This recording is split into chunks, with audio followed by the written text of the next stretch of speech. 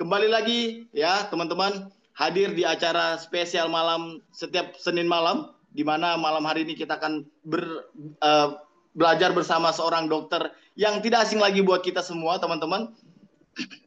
Malam hari ini ya, Dokter Tak Senin 11 Agustus 2025 edisi malam hari ini temanya adalah empedu, kecil tapi penting. Nah, tentunya teman-teman pernah menemukan ya kasus-kasus di lapangan orang-orang yang mengalami masalah empedu ya, terlihat dari ciri-ciri dari fisiknya mungkin, atau terlihat dari kondisinya dia, atau mungkin hasil diagnosa dari dokter ya atau medis. Nah, buat teman-teman ya yang pernah mendapatkan atau belum pernah mengalami kasus tersebut, malam hari ini kita akan belajar bersama-sama dari seorang sosok pembicara yang tidak asing lagi buat kita, dengan ya yang selalu aktif memberikan pencerahan ilmunya buat kita semua teman-teman. Tapi sebelum saya memanggil beliau, saya akan membahas ya, menyampaikan latar belakang ya pengalaman dari pembicara kita yang satu ini. Mungkin operator boleh dibantu slide-nya.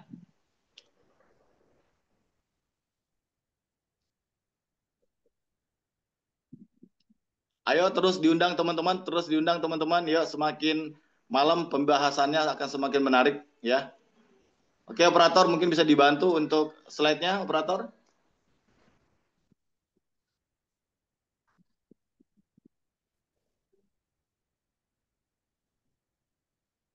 Halo operator. Boleh Belum dibantu? muncul, Kom? Belum muncul. Oke, bentar coba reload Oke, ininya. belum muncul nih. Udah muncul. Di saya udah Ah, muncul. udah muncul ya? Oh, sebentar. Oh, sorry. Oke, baik teman-teman. Pembicara kita malam hari ini, beliau adalah seorang dokter umum ya di In Harmony Clinic, dan beliau juga ya sebagai seorang escort medis VIP dan sebagai seorang koordinator tim medis Paskibraka BPIP, teman-teman. Selain sebagai profesi beliau sebagai dokter umum, beliau juga aktif sebagai edukator kesehatan di masyarakat. Saat ini beliau aktif sebagai edukator kesehatan dan parenting ya, sebagai sosial media marketer juga, dan sebagai narasumber kesehatan khususnya dari medis. Nah, pengalaman organisasi dari Dokter Meta ya, sebagai ketua yayasan Bersatu Sehatkan Indonesia, Dr. Panti Wreda Wisma Mulia, pengurus pusat Perhimpunan Alergi Imunologi. Latar belakang pendidikan beliau pernah berkuliah di Fakultas Kedokteran Universitas Padjadjaran Bandung, mahasiswa tercatat sebagai mahasiswa magister hukum kesehatan di Sujapranata Semarang. Pengalaman kerja beliau ya 17 tahun di rumah sakit dan klinik, 2 tahun ya sebagai tim dokter pribadi Ketua MPR RI dari 2011 sampai 2013, 10 tahun sebagai tim dokter pribadi Presiden Republik Indonesia sejak 2013 hingga 2022. Prestasi beliau ya, beliau pernah menjadi mengikuti pertukaran pelajar mewakili Indonesia ke Malaysia, Belanda, dan Austria, teman-teman. Beliau pernah meraih rekor muri ya, klinik vaksinatori terbanyak 2021, dan beliau juga memiliki pengalaman pelatihan-pelatihan diantaranya kegawat darurat medik, ATLS, ACLS, EKG, dan hipercase, serta vaksinologi training dan hipnoterapis clinical level. Jadi teman-teman, ya dengan segudang pengalaman ini, latar belakang yang luar biasa ini, tidak perlu kita ragukan lagi ya bagaimana kredibilitas beliau di dunia kesehatan, teman-teman. Kalau saya jadi Anda, saya akan berikan angka 100 miliar kepada beliau, pembicara kita malam hari ini, dan saya akan berikan sebanyak mungkin apresiasi kepada pembicara kita. Ketikkan angka 100 miliar di kolom chat, dan mari kita sambut pembicara kita malam hari ini, Ibu Dokter Meta Melvina. Silakan Bu Dokter. Terima kasih banyak Bang Jufri untuk introduction-nya. Selamat malam Bapak Ibu semua yang sudah ada di ruangan Zoom. Selamat datang dalam Dokter Talk di setiap hari Senin ya. Yang rajin belajar pada malam hari ini sudah pada kumpul nih. Kita bahas ya mengenai empedu. Jadi empedu ini topik yang sering kita lupakan. Bahkan saya juga sebetulnya hampir lupa nih karena kita udah 2 tahun ya dokter Talk ternyata kita belum pernah membahas empedu sama sekali gitu. Pas kita cari-cari materinya, oh iya empedu ternyata belum pernah dibahas ya. Tadi saya baca chat ada yang udah operasi empedu juga ternyata di sini ya. Oke, kita bahas ya Bapak Ibu tentang empedu ini. Saya izin share screen-nya. Ternyata empedu tuh penting banget gitu. Cuman kadang-kadang ya memang kita lupa sama empedu kita. Oke, bentar ya.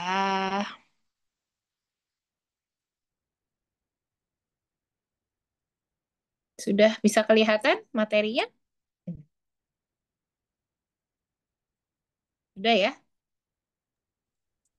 Dah, Oke, bisa dok. Ya. bisa ya. Kantong Udah, empedu udah. ini kecil tapi penting. Nah, letaknya empedu itu ada di mana? Ternyata empedu kita itu letaknya ada di bawahnya liver. Nah, kita kalau dipegang bagian perut kita, liver kita ada di sebelah mana ini? Liver kita ini ada di sebelah kanan ya, sebelah kanannya badan kita. Jadi tangan kanan, nah di situ kalau kita pegang di bawah payudara, nah di situ letak liver. Nah, empedu itu tersembunyi di dalam liver, sebetulnya di bawah sedikit lah, karena livernya kayak payung gitu, jadi kayaknya ada di dalam liver, letaknya di sebelah kanan. Jadi nyerinya itu agak tengah dan agak ke kanan kalau misalnya memang ada yang masalah nih di empedunya ya. Nah, ini bentuk empedu. Kenapa empedu warnanya biru ya? Biru hijau ya. Karena memang dia menghasilkan cairan yang berwarna kuning kehijauan. Nah, empedu ini juga yang membuat apa pup kita itu warnanya ya coklat kuning kehijauan begitu ya, kan nggak kuning kuning banget gitu kan ya. Nah, karena ada cairan empedunya persis sebetulnya kalau kita lihat empedu ayam, pernah lihat empedu ayam kan dia warnanya gelap gelap hijau. Nah, jadi nggak cuman manusia aja yang punya empedu ya. Nah, ini struktur kantong empedu yang perlu Bapak Ibu tahu gitu. Karena kita kalau langsung ke penyakit nanti kita nggak tahu ya, nggak tahu apa bentuk empedunya tuh seperti apa. Nah, Bapak Ibu lihat di sini itu ada liver. Nah, liver itu ujungnya ada cabang dua ya. Jadi ini empedu tuh bentuknya seperti ini ya, kayak kantong. Terus kemudian ini ada saluran-salurannya. Dia nyambung sama liver nih yang bagian atas ini. Namanya disebutnya ductus. Ductus itu saluran ya. Ductus hepaticus berarti saluran ke liver, saluran ke hepar. Tuh, terus kemudian dari situ dari saluran hepar nyambung jadi yang dihasilkan bilirubin gitu ya. Terus kemudian cairan empedu dihasilkan. Nah, terus kemudian disimpan di kantong empedu. Nah, di sini tempat nyimpen cairan empedunya. Kemudian dari sini dia turun ke bawah ya. Ini namanya ductus cysticus, yang ini ductus choledocus. Jadi dia mengkolek, mengkolek ya. Nah, terus kemudian akhirnya cairan empedu ini eh, disalurkan ke usus gitu. Nah, kantong empedu ini berfungsi menyimpan empedu dan dia bisa kontraksi melepas empedu sehingga membantu pencernaan lemak di dalam tubuh. Jadi kalau kita makan lemak, tubuh itu ngasih sinyal bahwa kita harus mengemulsifikasi lemak karena lemak itu nggak bisa dicerna begitu aja. Jadi harus dikasih cairan empedu supaya bisa dicerna ya. Terus kemudian cairan empedunya dipompa keluar dari kantong empedu, dialirkan ke usus dan akhirnya terjadilah pencernaan lemak di usus itu gitu manfaatnya empedu kita ya. Nah, nanti pertanyaannya gimana dong kalau orang yang sudah dipotong empedunya? Nah, kita akan bahas setelah ini ya. Nah, cara kerja empedu, jika Bapak Ibu makan makanan berlemak, ya, kemudian empedu itu yang tadi sudah berisi cairan empedu akan kontraksi, lalu masuk ke dalam usus seperti ini tuh, ya. Cairan kuning kehijauannya, cairan empedunya yang bikin siapa?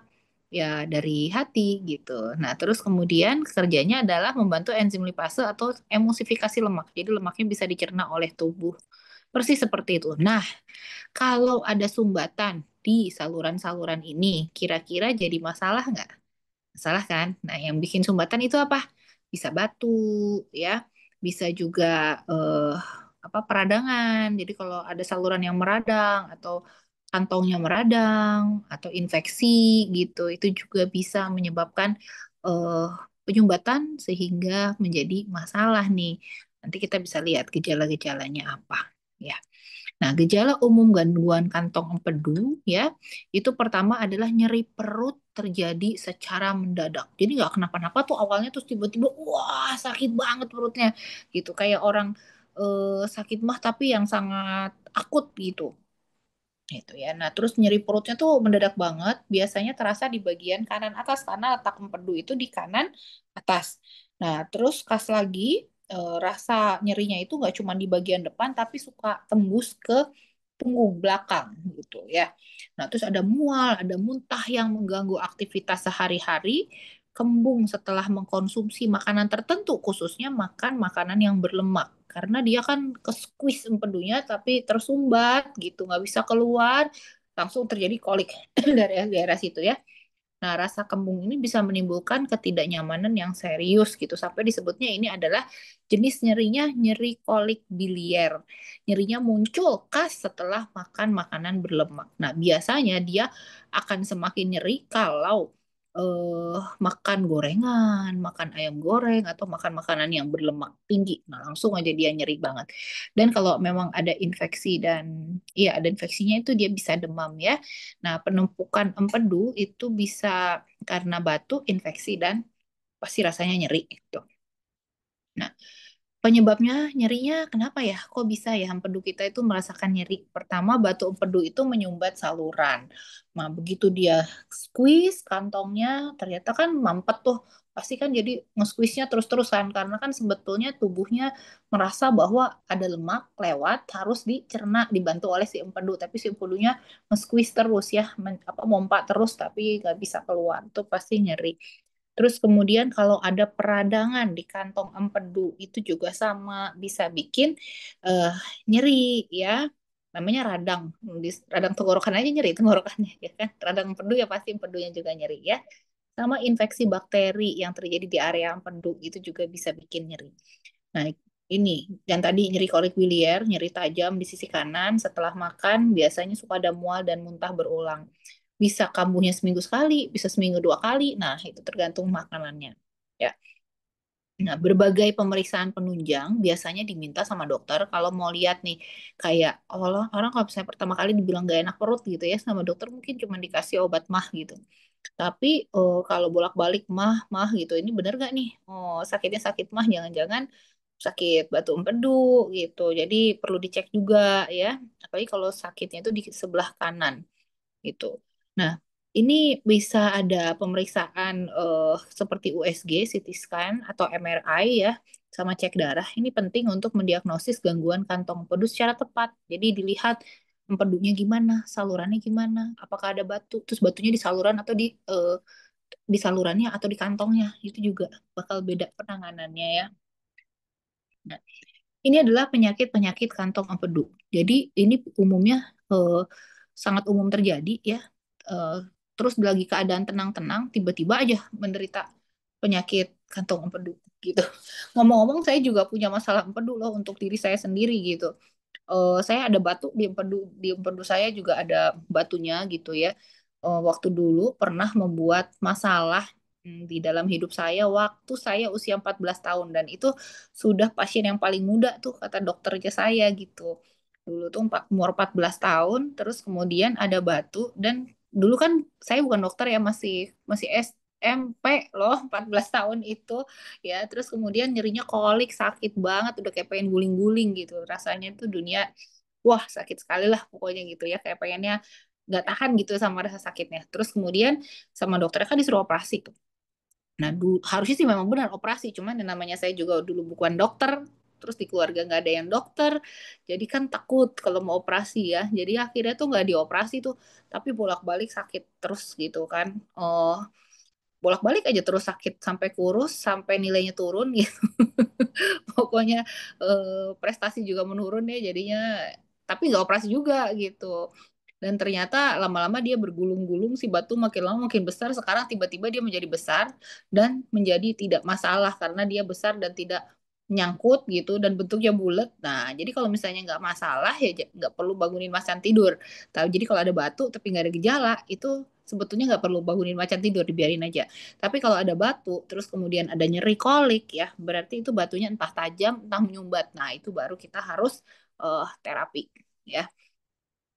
Nah, kalau ada radang juga di kantong empedunya, baik akut maupun kronis. Jadi kalau dilihat dengan USG, kantong empedunya itu tebal gitu, itu juga harus diobatin, harus diterapi ya. Karena radang terus-menerus pada kandung empedu itu berbahaya, bisa menjadi kanker, juga bisa apa namanya ya bisa jadi timbul komplikasi-komplikasi lain sampai ke komplikasi ke infeksi livernya juga gitu.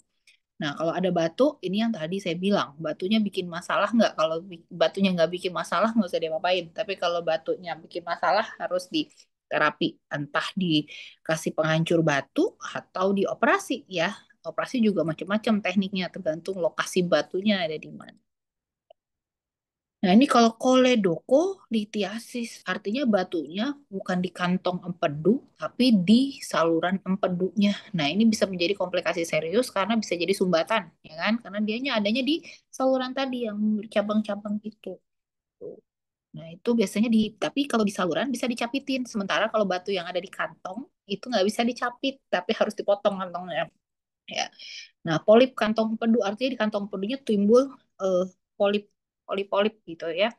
Nah, sama kanker kantong empedu. Ya, kanker kantong empedu itu biasanya ada 4F. Female, forty, fat, dan fertile. Ya, jadi dia subur banget tuh. Ada female, forty, fat, fertile. Dan tentunya ada genetik, serta pola makan, ya, banyak lemak, dan ada penyakit metabolik juga. Kalau dicek biasanya kolesterolnya tinggi juga tuh. Tuh. Nah, tanda bahaya harus segera ke dokter kalau ada nyeri hebat di perut ya. Artinya si kolik biliar itu terjadi. Terus segera cari pertolongan medis nih kalau tiba-tiba nyarinya berasa tertusuk, nyeri hebat, mual, muntah ya. Demam tinggi yang tidak kunjung reda. Kondisi serius ini memerlukan perhatian medis yang sangat cepat karena jangan-jangan si empedunya sudah sangat meradang. Terus apalagi kalau mata sama kulit ya, mata bagian putihnya ini sudah mulai menguning atau kulit gitu. Telapak tangan harusnya pink merah jadi kuning. Tandanya kan ada sumbatan tuh, ada sumbatan di salurannya. Makanya zat bilirubinnya tidak dapat disalurkan ke eh, usus ya. Jadinya tersumbat di situ. Nah, itu bisa sangat berbahaya ya. Jadi harus ke dokter. Nah, jadi pendekatan medis awalnya gimana? Kita harus tahu tuh diagnosis gangguan kantong empedunya jenis apa. Apakah jenis batu, jenis infeksi, jenis cancer, ya kan? Terus kemudian penanganan medis yang diterapkannya sesuai dengan diagnosanya tentunya, walaupun organnya hanya empedu gitu ya. Jadi sakit apa? Sakit empedu. Nah, sebenarnya empedunya itu kenapa gitu kan? Jadi harus tahu karena eh, pengobatan medisnya beda-beda tuh. Bahkan lokasinya si masalah empedunya aja apakah di kantong apakah di saluran saluran yang mana itu juga terapinya beda ya. Nah, penanganan awal biasanya diberikan obat-obatan ya, tapi tindakan lanjutan juga bisa diperlukan, contohnya operasi gitu. Ya kalau itu ya jangan takut, jangan kayak saya zaman dulu ya. Ya. Nah, ini terapi medis terkini itu pertama obat pelarut batu empedu namanya ursodeoksi kolat ya. Ini bisa melarutkan batu kolesterol yang kecil dan mencegah pembentukan batu selama penurunan berat badan. Jadi hati-hati yang suka apa kan pengen diet tuh biar berat badannya bagus gitu ya. Nah, saat turun berat badan terjadi pelepasan lemak juga kan. Lemak juga kan banyak dibakar. Nah, lemak banyak dibakar, lemak banyak lepas juga ke apa peredaran darah kita juga. Nah, makanya empedunya kerja keras juga gitu. Jadi memang harus dinilai juga ya saat diet juga harus tetap cek yang lainnya. Jadi nggak bisa diet hanya dengan ngurangin makan atau olahraga doang gitu. Harus dicek juga sih ya. Terus Yang kedua, selain obat-obatan, itu yang tadi saya bilang bisa pakai pendekatan konservatif. Kita wait and see dulu nih. Jadi kalau batuk empedu yang tidak bergejala dan tanpa resiko, itu nggak perlu diapa-apain gitu ya. Nah, terus kemudian intervensi lanjutan yang non bedah, contohnya ESWL. ESWL itu kayak gelombang kejut kayak diduk duk duk duk duk duk gitu. Itu digunakan pada batu yang kecil, biasanya kurang dari 3, jadi batunya bukan yang pasir-pasir atau banyak kayak kerikil gitu ya. Terus dengan kantong empedunya fungsinya tuh baik gitu ya. Terus atau ERCP, ERCP ini kayak nyapitin biasanya untuk khusus batu-batu yang menyumbat di salurannya nih, di saluran-saluran empedu ini eh, bisa di ERCP atau dicapit-capitin itu batu-batunya kita keluarin gitu ya. Terus kemudian atau kalau enggak kolesistektomi, artinya apa ya? Memang eh, kalau ini kolesistektomi perkutaneus ya, ini ada emat teknik operasi, nanti bingung. Satu lagi ya, selain itu ya terapi bedah ya. Ini tadi udah RCP udah dibahas. Kolestektomi ini dipotong, berarti prosedur mengangkat kantong empedu. Terus jangan berpikir kalau udah nggak ada kantong empedunya berarti saya nggak jadi lengkap lagi dong. Terus nanti saya jadi nggak bisa makan gimana ya, nggak bisa makan apa-apa gitu. Enggak sih. Nah, jadi memang kan di kantong empedu itu kayak usus buntu ya, kalau udah diangkat ya udah gitu. Dan orang nggak bisa tumbuh lagi kalau udah diangkat. Tapi kalau udah diangkat juga nggak masalah kok hidupnya gitu. Ya, ini caranya bisa laparoskopi pakai 3 titik aja atau pakai open laparotomi. Biasanya kalau open laparotomi itu kalau infeksinya besar dan kemana-mana. Nah, ini standar emas. Jadi pemotongan kantong empedu adalah standar emas untuk batu empedu. Artinya apa? Yang simptomatik. Jadi kalau misalnya ada sakit batu empedu, terus udah gitu batunya itu bikin masalah gitu. Nah, memang yang paling oke, yang paling benernya itu dia dipotong gitu. Oh, si kantong empedunya diambil batu-batunya semua tuh ya. Gitu. Jadi itu prosedur yang sebetulnya aman-aman aja dan yang terbaik memang demikian. Jadi nggak perlu khawatir, kayak memang harus begitu gitu. Yang dulu dikerjakan oleh saya dibiarin aja gitu ya karena takut dioperasi ya itu saya kasih tahu itu jangan ditiru dan itu salah banget sih gitu ya. Dan itu berbahaya. Untung aja nggak kenapa-napa dan sekarang batunya jadi bulat gitu. Kalau seandainya kenapa-napa itu bisa meninggal loh gara-gara nunda-nunda operasi. Karena kalau dia jadi infeksinya memberat kemana-mana itu bisa jadi sepsis. Jadinya infeksi terjadi di seluruh tubuh. Bisa bahaya kan nyawa itu ancamannya ya. Nah, kolesistitis akut atau kronis. Jadi artinya ada peradangan di kantong empedu, juga ada batunya di dalam situ. Ya, pasti rasanya nyeri kan. Itu udah operasi gitu.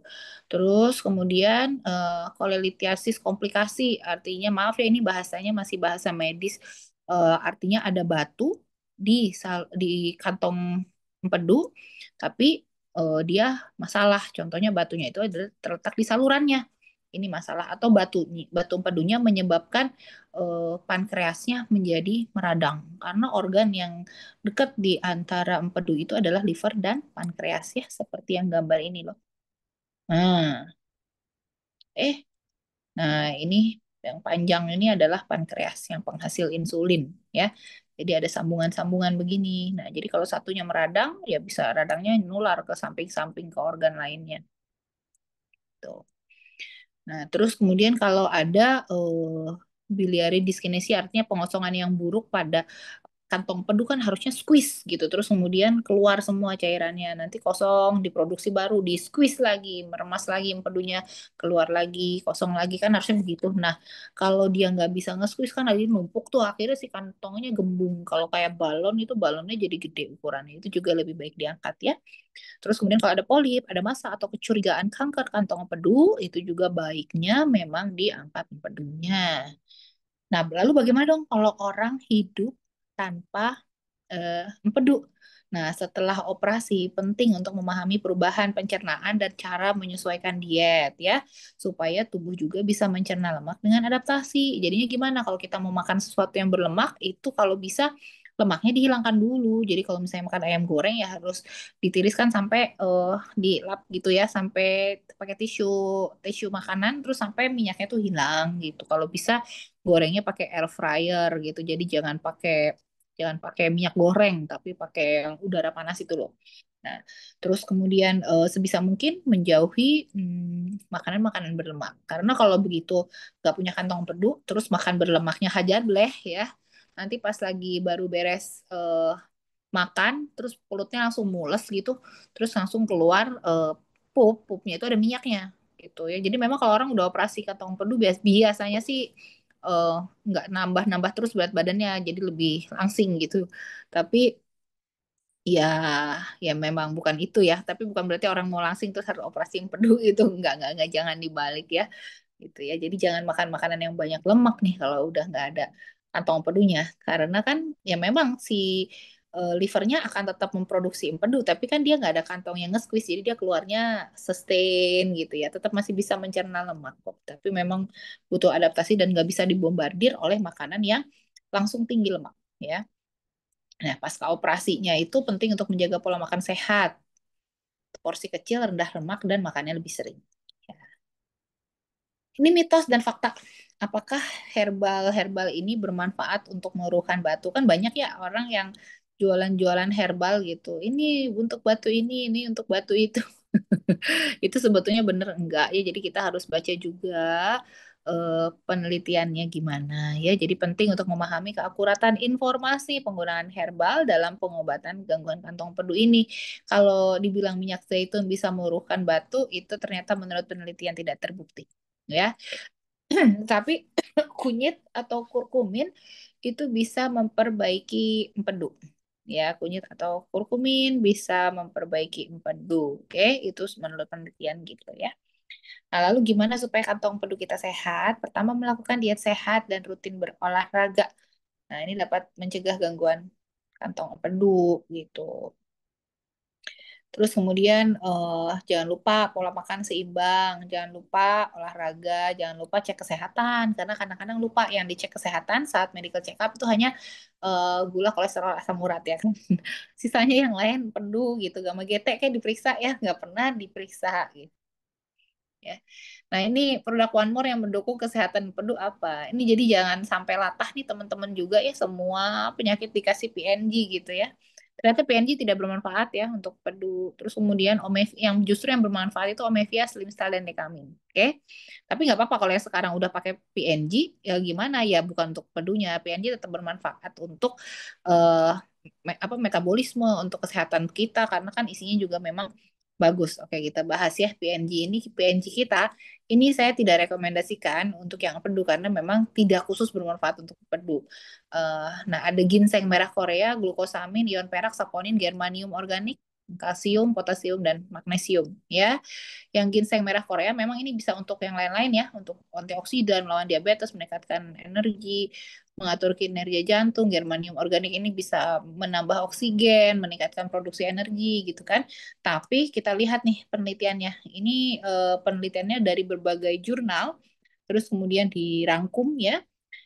Ginseng merah Korea ini netral atau datanya terbatas ya, tidak terbukti manfaat klinis signifikan gitu. Tapi data di hewan gitu, di penelitian hewan itu bisa menurunkan aliran empedu nih gitu ya, tidak menambah. Nah, terus saponin. Kalau aliran empedunya turun, itu bisa ada dua tuh. Bisa memang karena lemaknya yang dimakan sedikit, jadi jumlah empedunya alirannya sedikit, atau jadi justru jadi dia tidak bisa mencerna lemak, benar nggak gitu ya.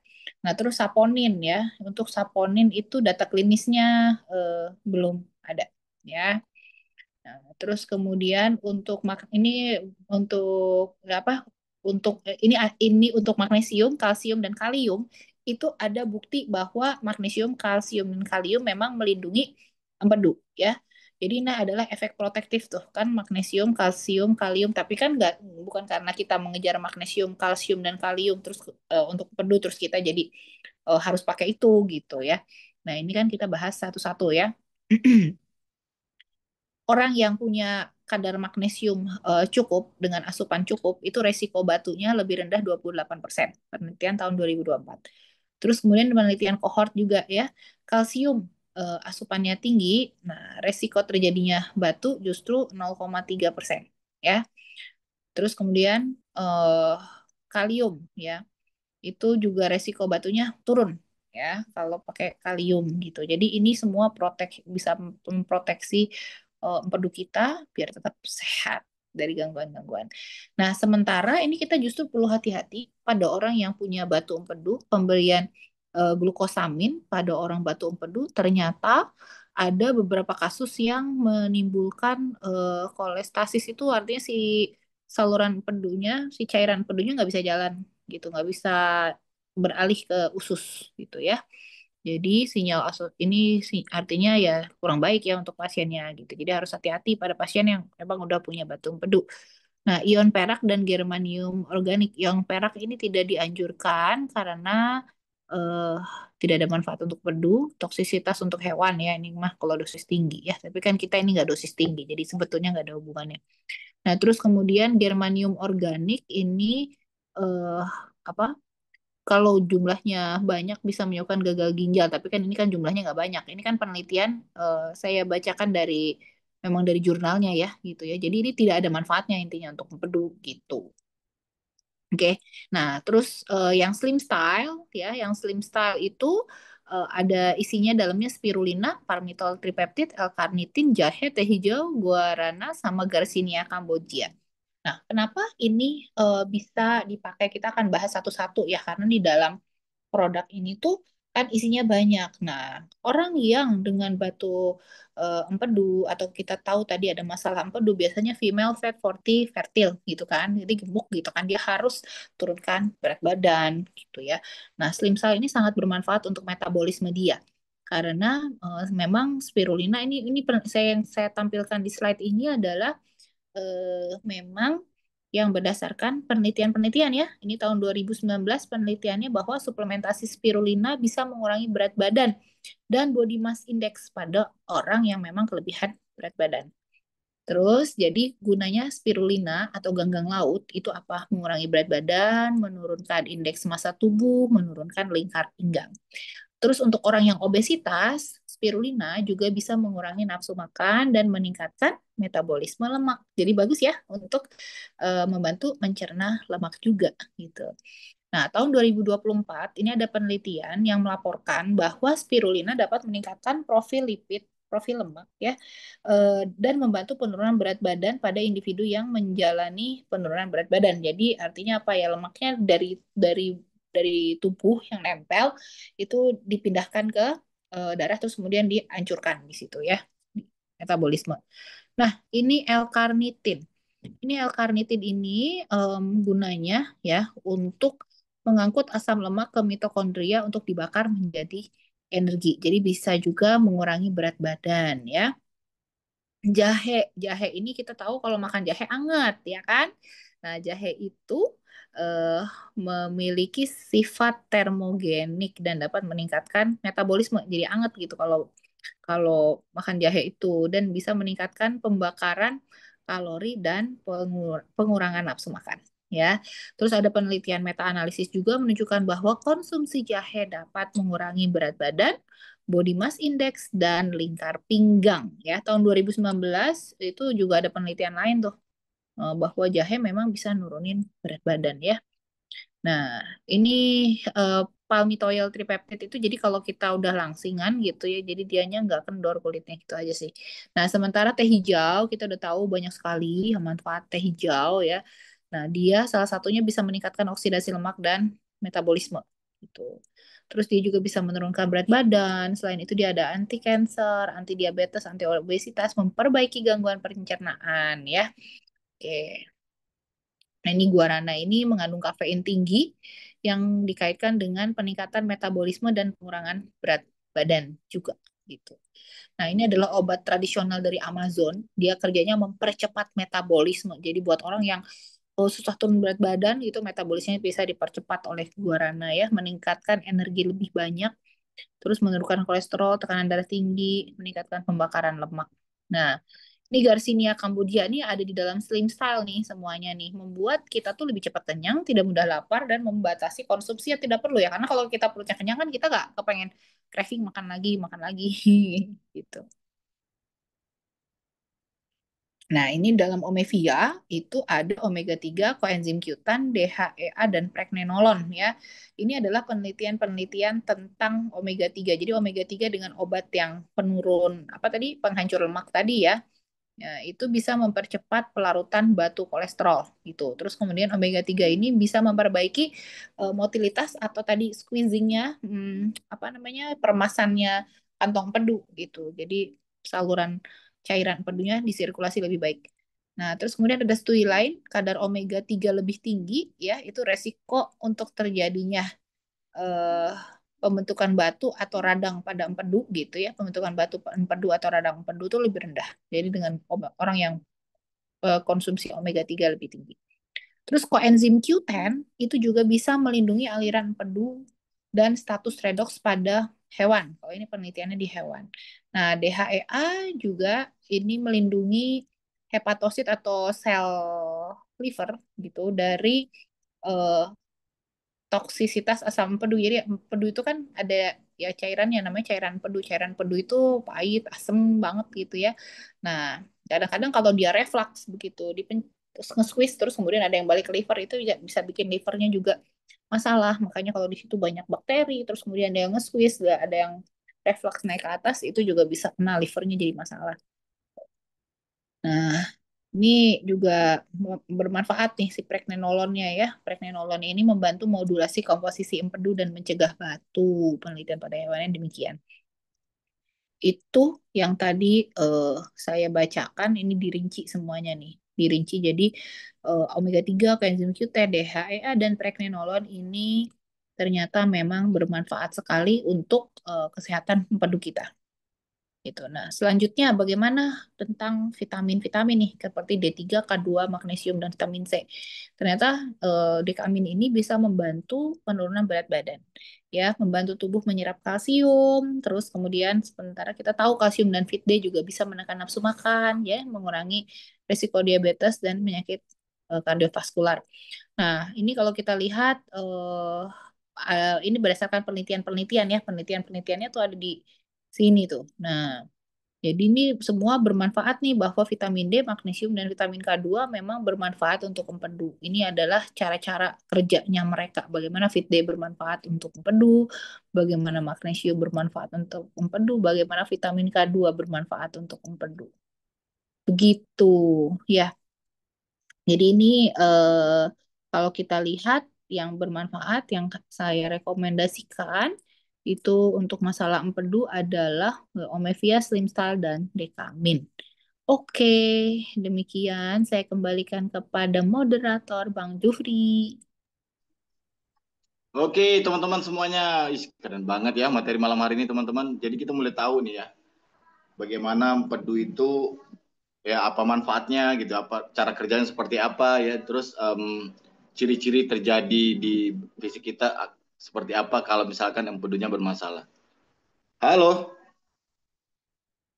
halo, halo, halo. Iya, kenapa Bang Jufri?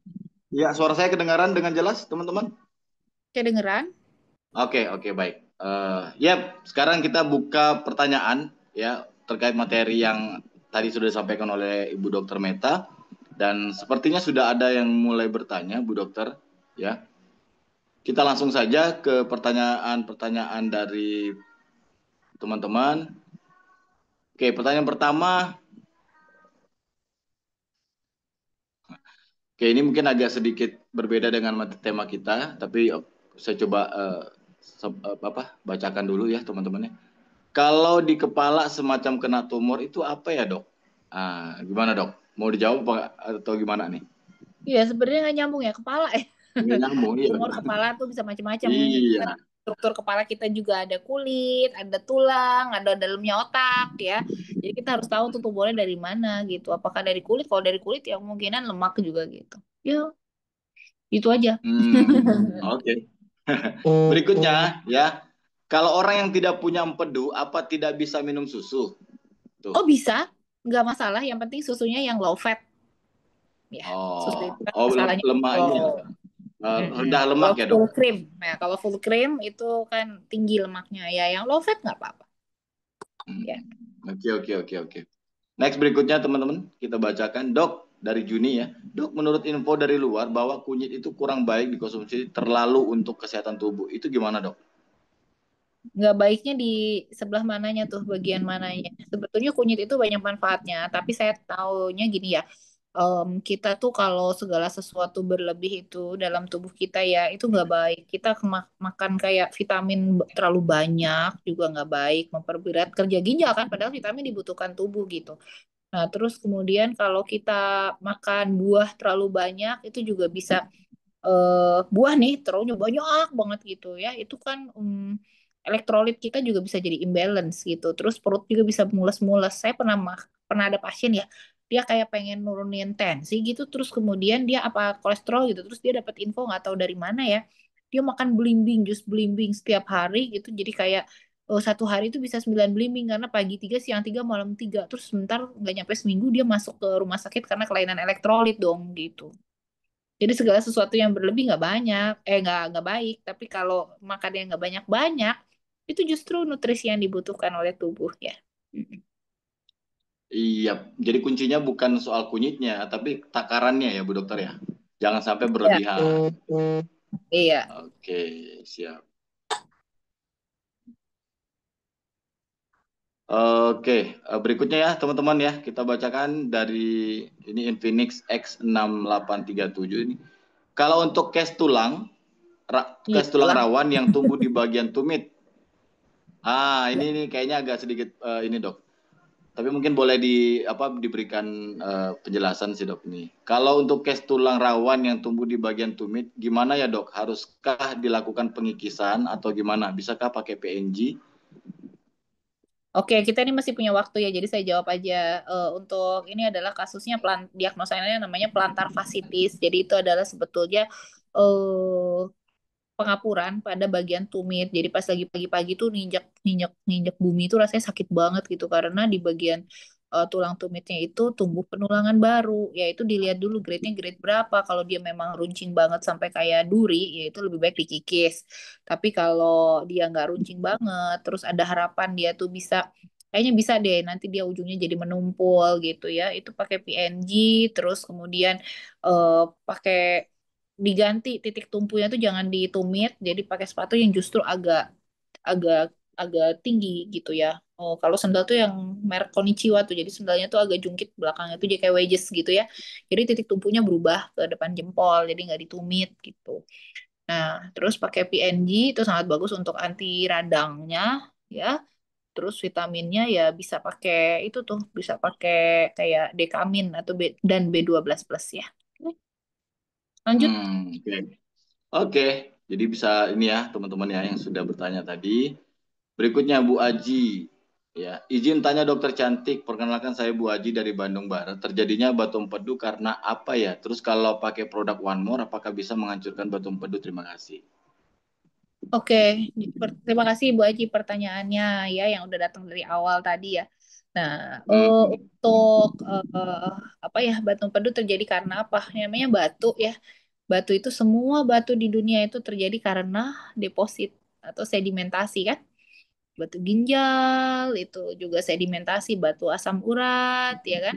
Nah, jadi kayak kita tuh di mana di rumah kita kalau lama-lama ada kerak di dalam selang atau di panci kita dibiarin aja lama-lama kan dia kerak ya terus udah jadi kerak-kerak akhirnya jadi membatu kan jadi sedimen jadi pasir dulu terus lama-lama menggumpal jadi batu demikian juga di tubuh kita kita kalau kelebihan eh, kayak kayak kelebihan kolesterol kelebihan asam urat atau kelebihan apapun deh dalam tubuh kita kalsium itu juga bisa menyebabkan em, penumpukan. Jadi dari situ, dari pengkristalan metabolisme tubuh yang nggak dipakai gitu. Jadi makan itu jangan hidup buat makan, tapi makan itu untuk hidup ya, sehingga nggak berkelebihan makannya. Karena kalau berkelebihan jadinya deposito, deposito batu, deposito lemak, akhirnya jadi begitu. Ya kalau biasanya kalau yang di empedu itu tumpukannya dari kolesterol, makanya biasanya kenanya tuh kok perempuan muda usianya 40 tahun terus kemudian female fat 40 fertile subur gitu. Nah, Oke, terus produk One jadi More ya bisa tadi yang belum terjawab ya. dibahas satu lagi. Produk One More itu apakah bisa menghancurkan batu empedu? Nah, ini yang kita perlu hati-hati ya. Kalau kita boleh-boleh aja mengedukasikan eh, teman-teman, keluarga, saudara gitu untuk pakai produk One More, tapi hati-hati tuh kalau yang kayak tadi, misalnya dia udah kolik terus-menerus gitu, bolak-balik kolik perutnya, terus kemudian dia udah demam, terus matanya ada berubah jadi kuning, tangannya juga menguning ya, itu udah tanda bahaya, memang dia harus di terapi medis, dikasih antibiotik dulu, dikasih anti radang dulu, dan kemungkinan perlu dioperasi gitu. Tapi kalau seandainya batunya itu tidak tidak terlalu bikin masalah dan kemudian orang yang juga nggak terlalu banyak makan lemak ya, itu mau pakai produk-produk One More yang tadi direkomendasikan itu eh, silahkan gitu ya. Tapi bagaimana seseorang dan atau berapa banyak sih produk One More yang harus dipakai untuk menghancurkan batu empedu? Nah itu yang nggak bisa kita omongin karena metabolisme tiap orang beda-beda. Jangankan nutrisi One More dari patch ya, bahkan peluruh peluruh batu sekalipun, nah tergantung tuh batunya keras apa enggak, terus ya tiap orang juga beda-beda tuh ya komponen kolesterolnya gitu, jadi gak bisa dibilang sih, nanti tinggal dievaluasi aja berkala tiap sebulan, tiap 3 bulan begitu ya. Oke, kita lanjut pertanyaan berikutnya. Hubungan batu empedu dengan sakit mah dan tipes apa, Dok? Iya, jadi karena empedu itu letaknya tadi di situ ya, jadi kayak deket banget gitu sama lambung gitu. Jadi kadang-kadang sakit batu empedu dianggap sakit mah gitu, padahal dia nggak ada hubungannya. Terus tipes juga sebenarnya itu masalahnya itu di usus gitu, tapi karena oh si empedunya ada di situ, terus gejalanya sakit perut, terus ada demam, disangkatnya tipes gitu. Nah kadang-kadang di Indonesia juga pas lagi diperiksa tipes tuh cuma 1/80, 1/160 gitu, belum sampai 1/320, terus udah dibilang gejala tipes gitu ya. Sebenarnya enggak, kalau tipes tuh enggak ada gejala tipes ya, tipes tipes aja, enggak ya enggak gitu, kayak kita enggak ada ya separuh hamil kan, enggak ada ya hamil hamil enggak hamil gitu kan. Tipes juga sama gitu, tipes ya tipes, diobatin obat tipes gitu ya, jadi diagnosanya nggak bisa abu-abu sih harusnya ya. Jadi kalau nggak tipes ya nggak tipes gitu. Gitu. Jadi jangan abu-abu diagnosanya gitu. Itulah zaman zaman itu apa ya? Zaman dulu sih sebenarnya orang yang sering ngomong gejala tipes. Kalau zaman sekarang udah makin maju, dokter-dokternya juga makin lebih makin lebih apa ya, sharp gitu, tajam gitu diagnosanya. Jadi nggak ada yang ngomong lagi gejala tipes, gejala demam berdarah gitu. Oke, jadi itu karena nempel deket aja organnya. Jadi kalau salah satu sakit itu rasanya mirip gitu ya. Oke, kita lanjut pertanyaan berikutnya, teman-teman, dari Ibu Sri Widiawati. Kalau waktu kita muntah kadang pahit, itu karena apa ya, Dok? Kalau muntah pahit atau lagi sendawa terus ada naik ke atas gitu ya, itu sebetulnya sakit mah, asam lambung yang naik ke atas. Tapi kalau muntah berwarna hijau berarti itu dari usus 12 jari masalahnya tuh. Atau bisa juga masalah dari empedu gitu ya. Kalau muntah hijau gitu. Tapi kalau muntah pahit cuma dari lambung gitu. Oke, lanjut.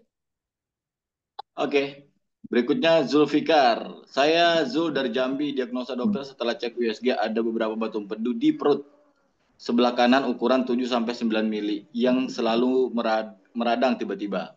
Dan kalau sedang meradang sakitnya luar biasa. Anjuran dokter kalau sering meradang harus operasi. Pertanyaannya, bisa nggak jangan sampai operasi? Iya, ini sebenarnya seperti kasus saya. Saya juga dulu gitu kan, disuruh operasi. Ya emang sebenarnya harusnya kalau sering banget ya Pak ya, apalagi kalau saya sampai seminggu sekali meradang gitu kan. Jadi sebulan tuh bisa 4 kali meradang. Itu mah kayaknya mendingan dioperasi deh. Nah, itu yang biasa saya bilang, nanti kalau misalnya yang radangnya itu nggak cuma di empedu aja tapi ke organ lain ya, itu makin lebih berbahaya gitu. Ya. Nah, tapi kalau misalnya nggak mau dioperasi dulu, ya berharap itu batu itu kan sebenarnya batu yang ukuran kecil sama batu ukuran besar lebih berbahaya batu yang ukuran kecil kalau pada empedu itu, karena kalau dia ukurannya kecil kayak kerikil dan tajam-tajam tuh bisa lari-lari muter-muter, karena dia pas lagi squeeze dia lari-lari muter-muter kemana-mana ya, bikin nusuk, bikin gores empedu gitu. Nah, itu yang bisa bikin masalah. Nah, jadi kalau sering bolak-balik nyeri kolik biliar itu lebih baik operasi. Tapi kalau misalnya, oh kayaknya kambuhnya Oke, darah, ya bisa pakai terapi-terapi alternatif dan penghancur batu dulu. Gitu ya. oke. Kita lanjut berikutnya, teman-teman. Apa yang menyebabkan batu empedu? Ibu Udah tadi Ibu ya. Sarimana. Udah kan tadi udah dibahas itu. Oh ya, udah dijawab tadi ya, Bu. Mungkin belum nggak sempat nyimak tadi ya. Selain operasi, langkah apa yang harus dilakukan untuk menghancurkan batu empedu? Itu tadi makan makanan yang jangan berlemak, jangan banyak lemak gitu. Terus kemudian beberapa herbal yang memang bisa menghancurkan batu, bisa coba ya. Itu aja. Oh, sama ini, kalau terapi medis ada lagi Oke. yang, halo? Ya, terapi medis tuh ada lagi yang kayak tadi SWL sama eh, RCP yang dicapitin, tapi tergantung lokasi batunya juga gitu. Oke. Berikutnya dari Sarul. Dok, bagaimana kalau kita perokok aktif? Apakah ini mempengaruhi empedu? Terus cara membersihkan empedu gimana? Oke, terima kasih pertanyaannya. Nggak ada hubungannya sih antara perokok sama empedu ya, karena rokoknya nggak ditelan kan. Empedu kan ada di saluran pencernaan, bukan di saluran pernafasan ya. Oke, terus cara membersihkan empedu juga nggak perlu dibersihkan. Iya, nggak perlu dibersihkan.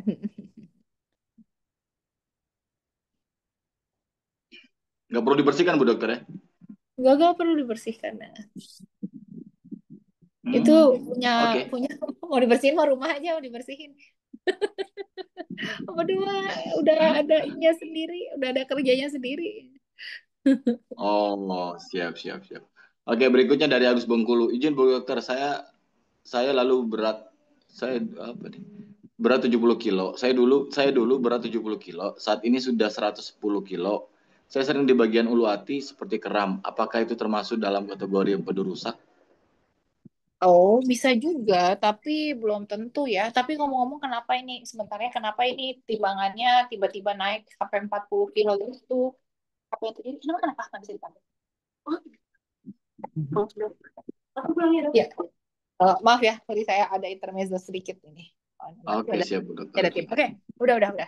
Eh, Keram, ulu hati keram, ya itu harus dicek dulu. Ya itu dari lambung ataukah dari empedu, ya itu kita perlu cek sih. Jadi nggak bisa langsung disimpulkan. Di Bengkulu jauh, Pak Agus jauh, nggak bisa saya cek cari Iya, dokter yang di sana Bengkulu deh. dok. Enggak. Terus ini kalau mau tahu ya gampang kok, medical check up USG aja. Jadi minta USG, namanya USG whole abdomen. Jadi semua perut ya, whole itu semua abdomen itu perut. Jadi seluruh bagian perut atas, bagian perut bawah pakai USG. Nah, itu kita bisa lihat tuh ada masalah nggak di liver, ada masalah fatty liver nggak, ada masalah empedu nggak gitu. Itu bisa dilihat, ada batu nggak, bahkan batu di ginjal gitu. Bisa kelihatan pakai USG itu. Ya. Oke, berikutnya dari Krisan. Dokter Meta Cantik, saya ada batu empedu, tapi kata dokter tidak mengganggu. Jadi tidak perlu dioperasi. Terus penempelan 3 produk di mana ya dokter? Oke, ya good lah kalau memang tidak perlu dioperasi dan tidak bermasalah ya, emang nggak perlu dioperasi kalau itu. eh Bisa ditempel di mana aja karena nutrisi transdermal dari eh One More itu dia nanoteknologi. Nanoteknologi itu jadi molekulnya itu kecil-kecil banget, sekecil ukuran virus, makanya dia ditempel dimanapun itu bisa menyerap ke bisa nyerap lewat pori-pori kita, dia tembus ke pembuluh darah, terus kemudian beredar di seluruh tubuh. Ya karena darah kita kan ngalir terus ya, jadi boleh ditempel dimanapun ya, senyamannya senyamannya eh ini apa ini Bu ya, Ibu Krisan gitu ya. Iya, Ibu Krisan. Hmm. Oke, Ibu ya. Jadi tempel aja di bagian mungkin bisa di bagian bulu hati bisa nggak Bu dokter? Boleh di perut, boleh Boleh. di tangan, boleh nggak masalah di mana aja kan itu teknologi Oh, nano. yes. Oke, jadi bebas di mana aja Bu, yang mana buat nyaman ya. Hmm. Oke, berikutnya Bu Dewi. Berarti itu bukan tumor ya dok? Oh, yang tadi ya sambungannya tadi ya Bu dokter ya. Mana Oke, tuh? kita lanjut aja. Yang itu tadi otak ada benjolan, apa sorry kepala ada benjolan gitu tadi katanya. Berarti itu bukan Oh, tumor ya? bisa iya bisa enggak dong ya, kalau tumor itu kan cuma pembesaran jaringan doang, terus tumor itu bisa jinak bisa ganas gitu kan ya, harus dicek dulu ya apa ya. Oke, Tadi berikutnya putus-putus dari suara saya emangnya. Iya kah? Putus-putus biasa suaranya. jaringan Bu Dokter. Tapi bagus aja ini kok, Oh, aman. Hmm. oke, oke. Bagaimana cara dari Bu Lucy Amliani? Bagaimana cara merawat kantong empedu yang sudah dioperasi, Dok? Oh, berarti nggak bisa dirawat lagi, orang kantong polunya udah nggak ada, ya kan? Jadi nggak bisa dirawat lagi ya? Nggak usah dirawat lagi, udah nggak ada, memang dirawat ya, gitu kan. Eh, Aduh. ya ini aja. Oke, oke, oke. Jadi, Nah, kalau makan jangan makan langsung banyak berlemak kayak kayak makan jando sapi gitu ya. Saya kemarin lihat di IG gitu ada iklan. Wah gitu. Iklannya bombastis banget gitu kayak kalau apa di secara fisik, Bu, empedu bermasalah itu apa biasanya? Secara fisik ya, kalau didiagnosa, kalau kita ngeliat, oh ini fisiknya, ini masalah batu empedu nih atau apa gitu. Ada apa? Ada tanda-tanda atau ciri-ciri gitu, Bu Dokter? Iya, dari fisiknya ya nggak kelihatan, biasa aja. Nggak kelihatan Cuman ya? dia suka, cuman suka ngeluh sakit di daerah ulu hati yang Ulu agak ke hati gitu. kanan, terus Oke, nyerinya oke, juga oke. tembus sampai ke belakang, terus kemudian kalau dibiarkan aja juga dia bisa ada kuning ya, jadi matanya kuning, tangannya kuning itu yang bisa kelihatan. Hmm. Tapi yang jadi kuning tuh biasanya udah kayak banyak komplikasi gitu, jadi masalah ke livernya juga, kesumbat sampai si semua produksi liver tuh kesumbat gitu. Jadi baru dia jadi kuning gitu. Oh, jadi kuning Tapi gitu ya. kalau Berarti di memang nggak ada awal-awal cerita. nggak ada, Oke, oke. bisa Lebih aja. kepada ini ya, Bu Dokter. Mirip-mirip dengan orang yang punya gastrik ya, kayak emah gitu ya. Iya betul. Perut sakit perut, Oh, tapi lebih parah dari orang sakit mah sih. Dia nggak sendawa-sendawa ya kalau orang yang kalau yang sendawa-sendawa kan itu sakit lambung. Kalau empedu dia nggak sendawa-sendawa, tapi dia tiba-tiba sakit oh, itu yang membedakan ya. gitu. Jadi sakitnya sakit banget soalnya. Gitu. Oke, siap, siap, siap. Berikutnya dari Pak Zul, Rudi, kalau Pak pinggang Zulki, Pak Zulfikar tahu pasti rasanya sakitnya tuh udah wah, kayak nggak bisa ngapa-ngapain ya Pak ya. keringat dingin udah pasti tuh kalau Pokoknya udah datang nggak sakitnya ya. ngapain. Itu Dari Pak itu Rudi, senggol bacok itu. kalau pinggang kanan bagian atas terasa nyeri, produk apa yang digunakan untuk pengobatannya, Dok? Wah itu harus cek dulu. Kalau pinggang itu Kalau bisa pinggang macam-macam. Bisa dari ginjal, bisa ah, dari tulang belakang. Ya kan beda diagnosa, beda produk, beda terapi juga ya. Tonton aja semua oke. ininya yang punya One More apa Dokter Talk-nya ya. Edisi Dokter Talk-nya coba ditonton yang sakit pinggang sama yang sakit pinggang ginjal sama low back pain ya. Itu ada tuh. Coba minta ke yang undang deh YouTube-nya. Jadi kita kalau kayak gini kan selalu direkam, udah itu didokumentasikan, coba diminta aja nonton yang itu ya. Yes. Boleh nanti ditanyakan ke orang yang mengundang ya, Pak Rudi ya. Dari Dwi, istri saya semacam kayak tumor di kepala. Apakah bisa pakai PNG, Dok? Wah ini lagi, sama lagi kasusnya tumor di kepala. Ini kita perlu lihat nih kayaknya udah ada beberapa yang nanya, oh tadi tumor juga ya, Pak Dwi ya. Iya, Tumor iya, benar. tumornya itu harus dilihat dulu, tumornya itu di bagian kulit, ataukah di bagian tulang Batok gitu. tulang gitu ya. Mm. Atau di dalam tulang di otak gitu. Jadi Mm-mm. harus tahu dulu ya apa ya. Hmm. Dah, lanjut aja ya. Soalnya nggak bisa dijawab karena diagnosanya Oke, harus ditentukan dulu. iya. Oke, siap. Kita lanjut ya. Dok, dari Ujang ya. Dok, dulu saya pernah sakit perut yang satu waktu makan jengkol satu butir. Setelah makan 1 jam, perut saya terasa sakit berat. Sampai gerak sedikit pun tidak bisa. Bagaikan kayak ada kettle Kettle. masuk ke perut. Apakah kettle? Oh, Katel masuk ke perut. Apakah itu sakit kettle. empedu? Bahkan 1 tahun berikutnya makan pete digoreng padahal hanya makan satu mata, sakitnya sama. Tapi sekarang tidak kambuh lagi. Oke, itu masalahnya bukan di empedu tapi di ginjal.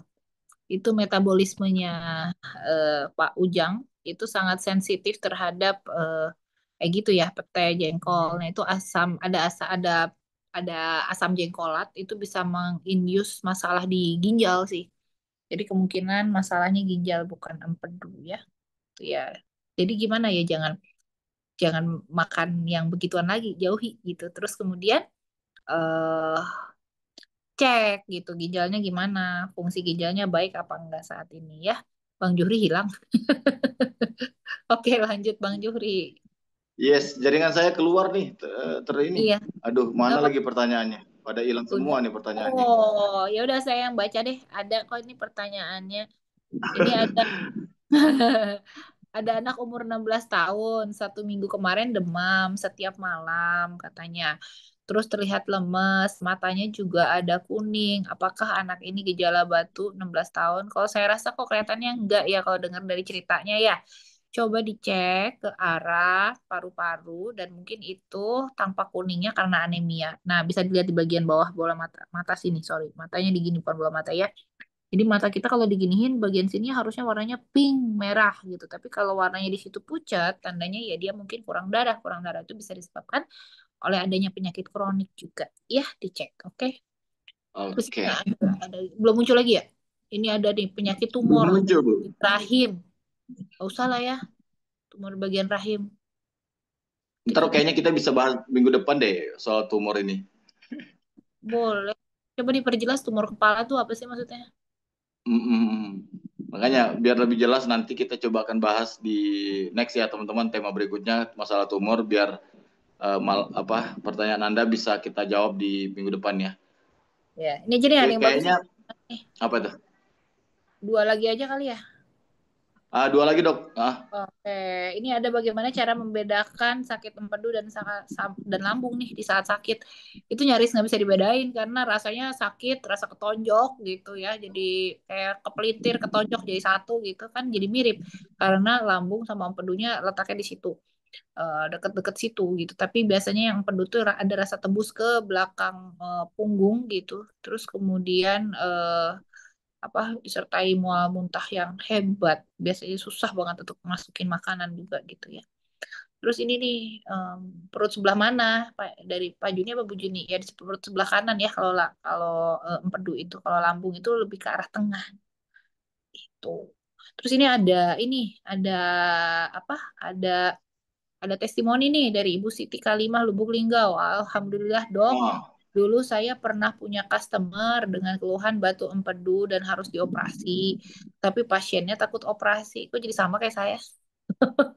Akhirnya pakai produk-produk One More dan alhamdulillah sembuh dan sudah 2 tahun ini beliau sehat tidak pernah kambuh lagi. Ya udah syukur lah Bu kalau gitu ya, tapi tetap dicek itu si batunya ukurannya masih ada atau ukurannya yang bikin dia tidak sakit itu benar-benar batunya hilang ataukah batunya jadi bulat, jadi besar gitu. Dan kalau jadi bulat jadi besar juga kalau yang penting dia tidak bergejala nggak perlu diapa-apain sih gitu ya sambil maintain gaya hidup hmm. sehat gitu aja ya. Oke, teman-teman ya. Pertanyaannya sudah cukup kita bahas, kita jawab semua ya, sudah dijawab semua oleh Dokter Meta. Yang tidak terjawab pertanyaan-pertanyaannya, mungkin next minggu depan kita bisa ya, teman-teman bisa bertanya lagi.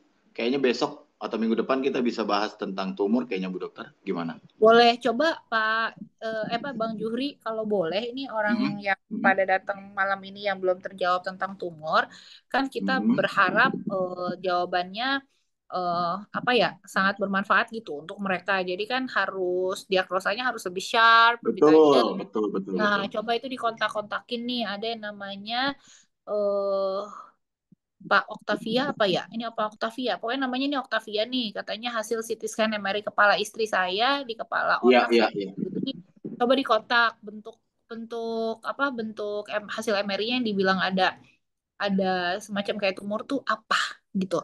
Kalau boleh sharing kirim ke Bang Juhri atau teman yang undang. Semoga bisa sampai ke tangan saya gitu ya. Mhm. Terus kemudian eh apa namanya kita bahas bersama minggu depan. Ini kan bagus juga untuk Siap. kita bahas bareng-bareng kalau ada case-case seperti ini.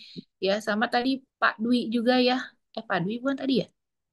Iya, istri saya semacam kayak tumor di kepala. Nah, itu juga boleh tuh share ke saya, entah bentuknya, entah entah apa hasil pemeriksaan yang udah pernah ada gitu. Nanti kita bahas tuh dari Nah, case-case itu gimana.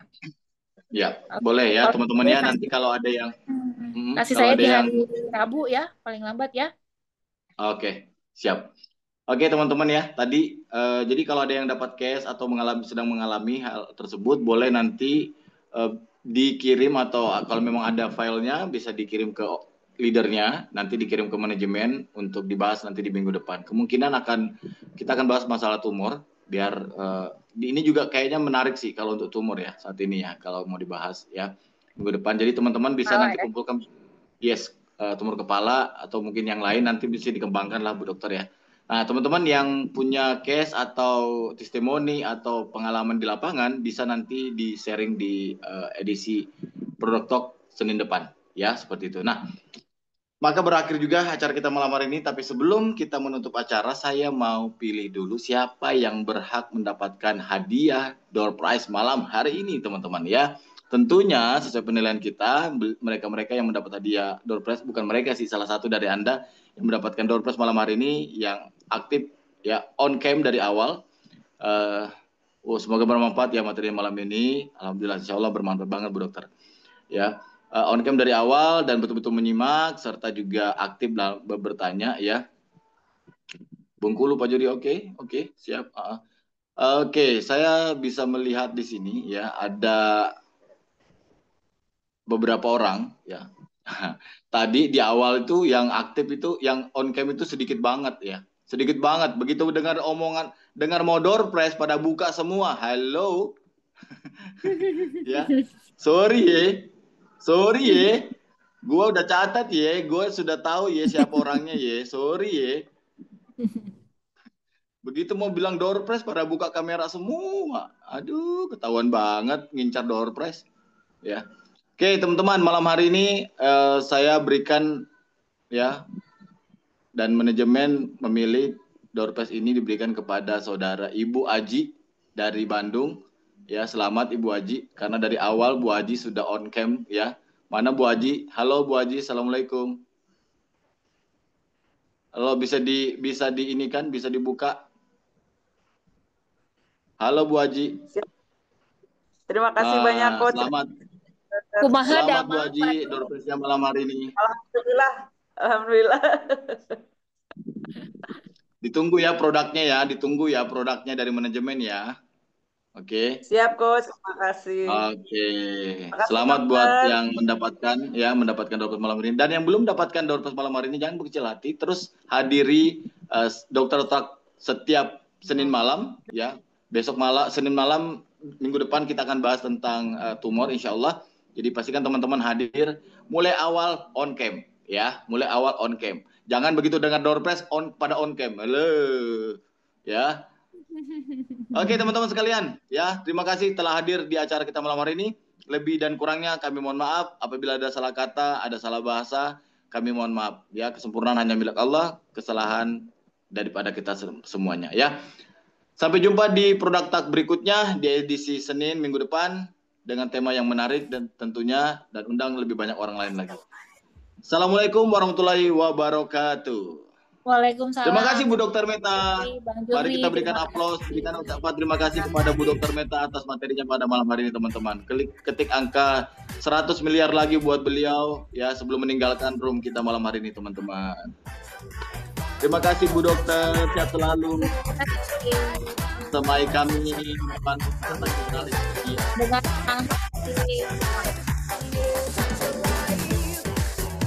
Oke, rumah akan ditutup dalam hitungan 5, 4, 3, 2, 1.